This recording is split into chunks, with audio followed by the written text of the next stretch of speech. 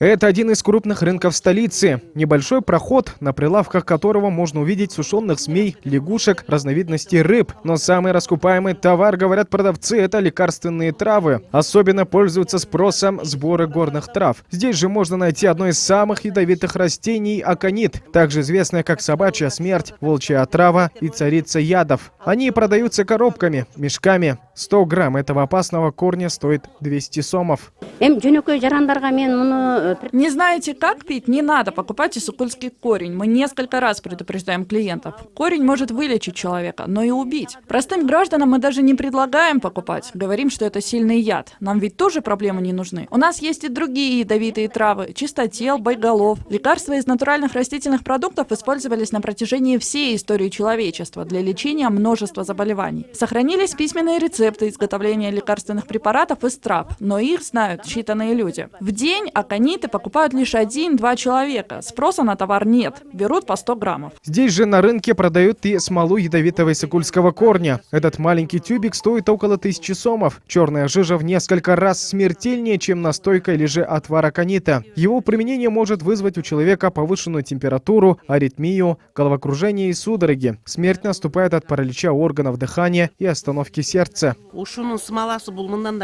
Опасные ядовитые травы находятся в свободной продаже. И, как рассказал сам министр здравоохранения Алымкадыр Бейшеналиев, запрещать продавать они не могут, да и не будут. А накануне стало известно сразу о 4 случаях отравления. В первой половине дня поступили муж с женой, которые, как рассказали в Минздраве, на протяжении 3-4 лет готовили раствор аконита у себя дома и принимали его.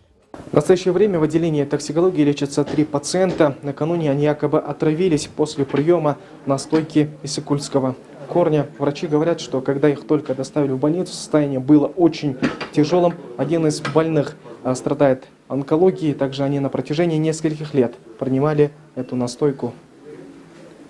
У пациента рак 4-й степени. Как правило, медицина здесь бессильна. По словам заведующего отделением токсикологии Улана Исманова, именно по этой причине в качестве народной медицины один из пациентов прибег к небезопасному виду самолечения. Второй принимал отвар в качестве гипотензивной терапии, то есть регулярно. Третий принимал от опухоли предстательной железы. Они занимались самолечением, сами готовили отвар, кипятили корешки сыкульского корня и принимали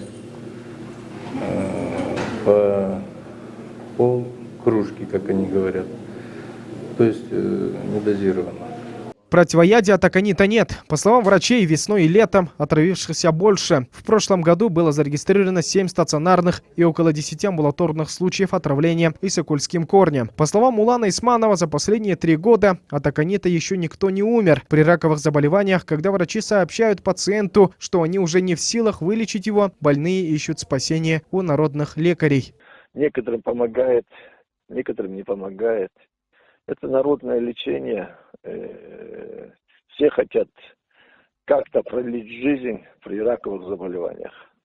И поэтому мой совет, надо применять так, как советуют врачи. То есть маленькими дозами, проверенные дозами принимать под наблюдением врачей. Тогда, может быть, поможет при раковых заболеваниях. Между тем, про ядовитый травяной отвар говорили и в парламенте. Заслушивая отчет главы надзорного органа Курманкула Зулушева, нардеп Эмиль Тохтошев спросил, понесет ли министр здравоохранения Алымкадыр Бейшеналиев ответственность, на которого написали заявление по статье «Умышленное причинение вреда здоровью». Известно, что поступило заявление в отношении министра здравоохранения о том, что он пропагандирует несертифицированный препарат, жидкость. Завели уголовное дело или нет? Мы уже начали опрашивать представителей Минздрава. Мы не можем возбудить дело, исходя из обращения какого-то человека. Ведь заявление поступило онлайн. Проверка ведется милицией. По нашим данным, 400 человек сами добровольно выпили настойку этого корня. Никто из них не пострадал. Решение будет приниматься согласно последствиям, нанесенным гражданам. Есть вред или нет. Но пока информации об отравлениях именно этой настойкой нет.